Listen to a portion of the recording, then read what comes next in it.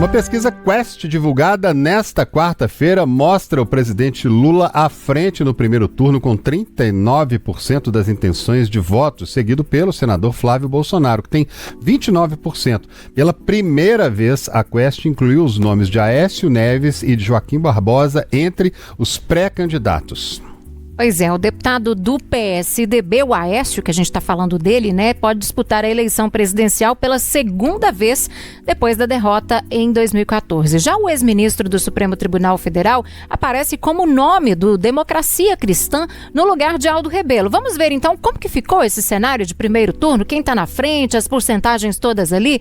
Olha só na tela pra gente aí, Lula do PT liderando com 39% dos votos. A gente pegou ali para fazer um apanhado para você explicar, para te explicar como que era a situação antes. Em maio, ele tinha 39%, então se manteve, né, em relação à mesma pesquisa.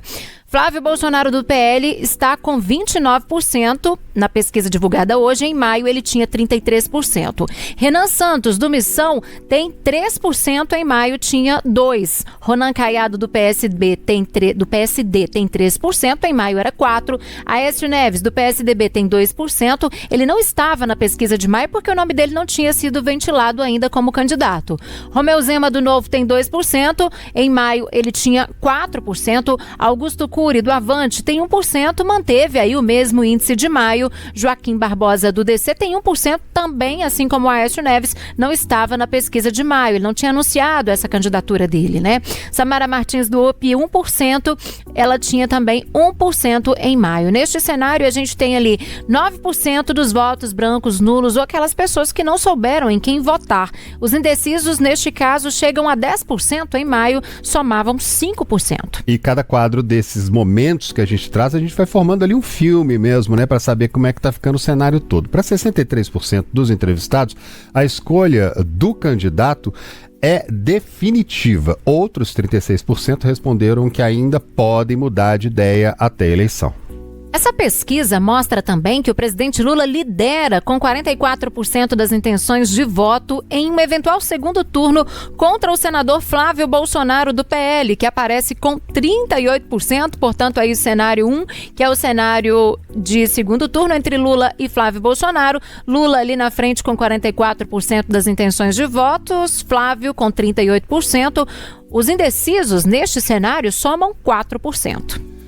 Na pesquisa anterior, divulgada em maio, Lula tinha 42% e Flávio Bolsonaro 41%. Em abril, era o senador quem aparecia numericamente à frente, com 42% contra 40% de Lula. Em março, os dois estavam numericamente empatados, com 41% cada um deles. E esse levantamento, gente, marca uma mudança, né, de um quadro que mostrava empate técnico desde março.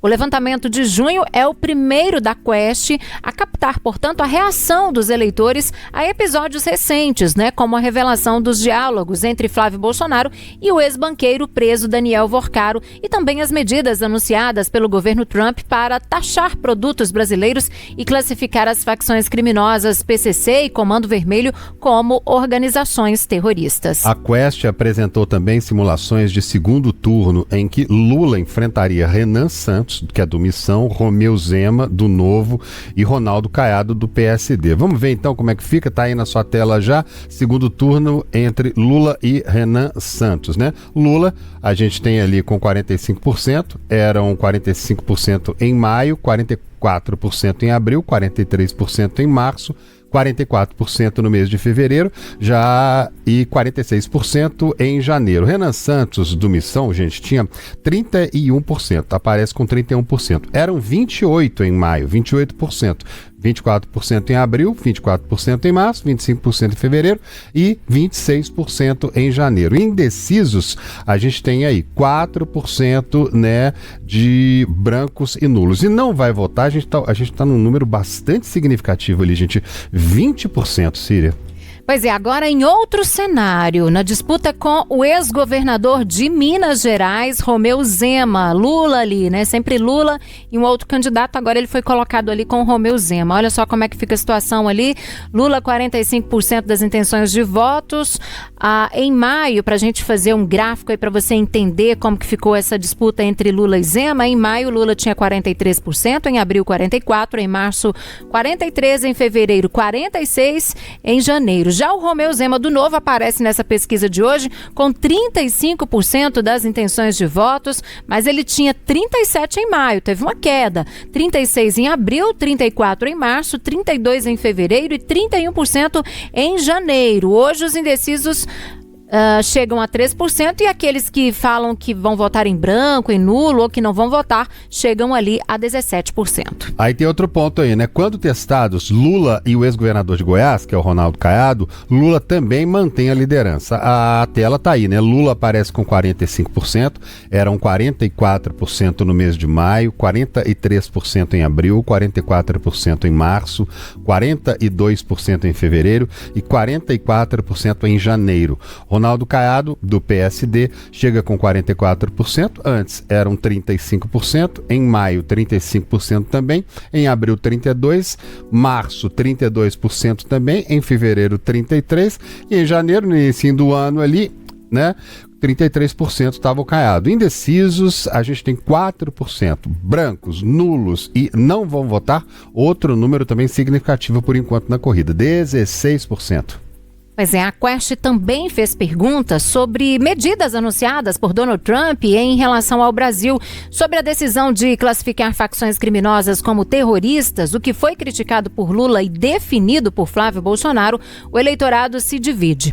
45% concordam com isso e exatamente o mesmo número, 45% discordam.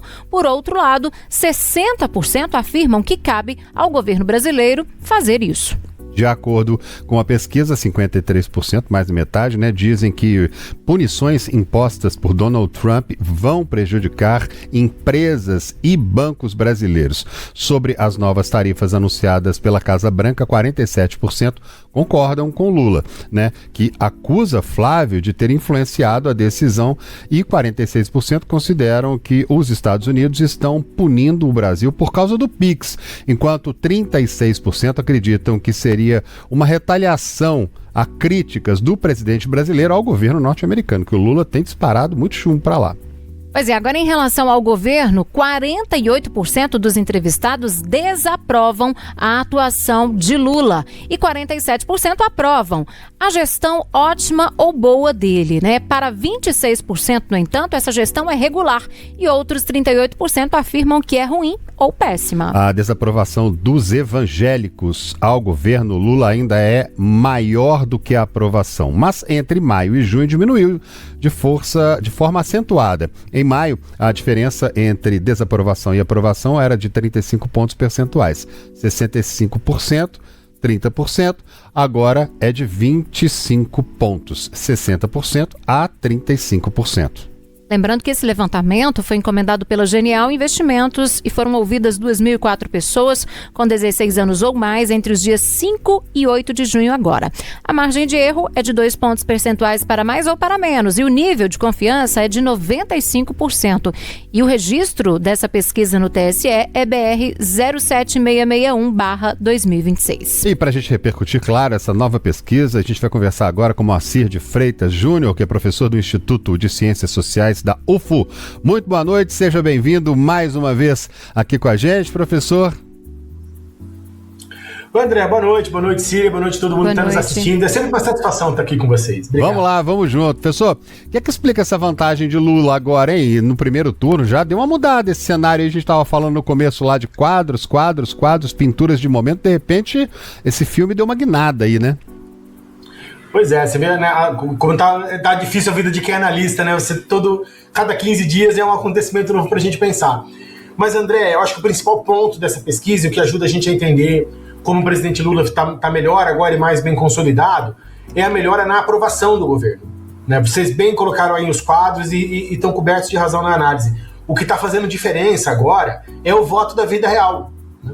as pessoas têm percebido mais, né, ou estão sentindo melhoras na governabilidade, né, nas medidas que o governo está tomando, e isso está refletindo diretamente na aprovação do governo Lula. Vocês já tinham levantado uma parte dos dados, eu anotei outras aqui para a gente considerar. Sabe? O presidente Lula está ganhando muito terreno no eleitor que é independente, que é uma coisa que para ele é fundamental, porque esses votos provavelmente serão decisivos. Diminuiu de 20 pontos de diferença entre aprovação e reprovação para 8 aqui na nossa região, no Sudeste, Minas, São Paulo, Rio de Janeiro, Espírito Santo. É muita coisa você reduzir de 20 para 8, né? Ainda tem espaço para mais. Aumentou nos idosos, aumentou nos de meia idade, que estava, né, onde a reprovação dele estava muito alta, subiu entre os menos escolarizados, subiu entre os que estão, né, naquela coluna do meio, subiu na classe média, enfim, até nos evangélicos que você bem acabou de notar. Então, quanto mais o presidente Lula vai melhorando esses índices nesses setores que estavam mais refratários a ele, mais ele vai se consolidando, né, na liderança, tanto no primeiro turno quanto no segundo, mais vai ficando difícil para os adversários alcançarem, né, o percentual, porque, como a gente já conversou várias vezes, a eleição está um pouco plebiscitária entre se a população deseja que o governo do presidente Lula continue ou se a população deseja que o governo termine agora e que um outro governante assuma. Então, na medida em que ele vai ganhando terreno de aprovação, vai melhorando também as condições eleitorais dele e piorando a dos demais, né? Agora, professor, a gente tem um dado aí dessa pesquisa que afirma que 63% dos entrevistados já definiram de fato ali o voto, já sabem em quem vão votar, quem que eles vão votar aí no dia 3 de outubro, né? Nas eleições de outubro. Isso, de certa forma, é benéfico para quem lidera as pesquisas ou uma coisa não tem nada a ver com a outra? Oi, Cília, boa noite. Não, é muito benéfico, claro, porque quanto mais as pessoas vão consolidando o seu voto, maior é a chance de quem está em primeiro continuar em primeiro. Se a gente olhar as pesquisas desde janeiro, mesmo naqueles momentos em que o presidente Lula estava muito mal, ele estava mantendo um patamar de 40 e poucos % do voto, da qual ele não está caindo. Então, quanto mais as pessoas vão se definindo, melhor é para quem está em primeiro, porque quem está em segundo, terceiro, quarto, tem duas missões na campanha, né? A primeira delas é ultrapassar quem está à sua frente, né? E aí a segunda é poder ganhar. Então, quanto mais esse voto vai ficando consolidado, mais difícil é a tarefa de quem está atrás, né, raptar o voto de quem está na frente. Então, vai ficando mais complicado. Mesmo para quem está atrás do candidato Flávio Bolsonaro, o Renan, o Caiado, o Zema, para eles a dificuldade também é muito grande, porque se as pessoas vão se consolidando em votar, né, os que são antilulistas vão se consolidando no voto em favor do Flávio, para eles fica praticamente impossível seguir com a campanha, porque a porta está fechada, né? Esse eleitor não está interessado em mudar de voto. E um dado importante da Quest, que ficou perdido lá no meio das lâminas, entre os eleitores de esquerda, o Lula unifica. Todo mundo, mesmo os que não se consideram de esquerda, mas não são lulistas, não estão nem considerando não votar no Lula. Enquanto que nos eleitores da direita isso não está muito claro, porque eles têm mais de um candidato e aí as pessoas vão se dividindo. Então isso também é um fator que dificulta para quem está atrás, né? Boa noite, professora Ana Paula, aqui de Brasília. Eu queria uma avaliação do senhor no sentido, o senhor até comentou desses novos acontecimentos que vão mudando o cenário eleitoral. E eu queria que o senhor fizesse uma relação. A gente pode atribuir, de fato, essa queda na intenção de voto do senador Flávio Bolsonaro às revelações dos áudios, das conversas com o Daniel Vorcaro, do Banco Master, e também o dinheiro que foi ali repassado para o filme Dark Horse? Ana Paula, boa noite, bom falar com você. Eu penso que sim. Eu acho que esse não é o principal, talvez não seja o único fator, mas é evidente que esse fator foi muito poderoso e está sendo ainda. Porque se tivesse ficado só na história do dinheiro, talvez esse assunto já tivesse superado, mas como a gente viu, já passou um mês e esse assunto não está superado. O problema é que o candidato Flávio foi pego na mentira, né? Ele disse de manhã era uma versão, à tarde era outra, no final da tarde era outra, no dia seguinte era outra, e isso repercutiu muito mal para ele, né? Porque ficou claro que ele e a família dele estão envolvidas nesse escândalo com o banqueiro, né? Ontem o Intercept fez outras revelações que aí já estão dentro do mesmo contexto, mas enfim, não tem mais como eles dizerem que não pegaram o dinheiro, né? Os pagamentos foram feitos, agora já se sabe que os pagamentos foram feitos nos Estados Unidos, quer dizer, tudo isso vai complicar muito, né, o candidato Flávio. Então acho que esse é um fator importante. O outro fator eu já falei, né, que é a aprovação do governo Lula ter subido, porque aí isso evidentemente vai limitando o espaço dele. E tem uma terceira questão, Ana Paula, que eu acho, mas aí é uma opinião minha, então a gente tem que olhar com desconfiança, vamos esperar para ver se ela vai se consolidar ao longo do tempo. Eu acho que a questão aqui também acabou um pouco o encanto do Flávio Bolsonaro, né?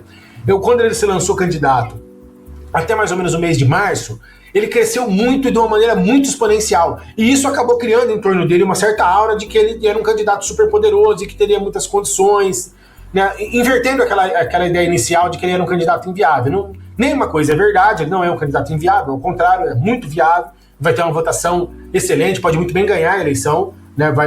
Mesmo que ele não ganhe, ele vai sair maior do que entrou. Agora, você gostou desse corte? Deixe seu like, ative as notificações e se inscreva no canal para estar sempre atualizado.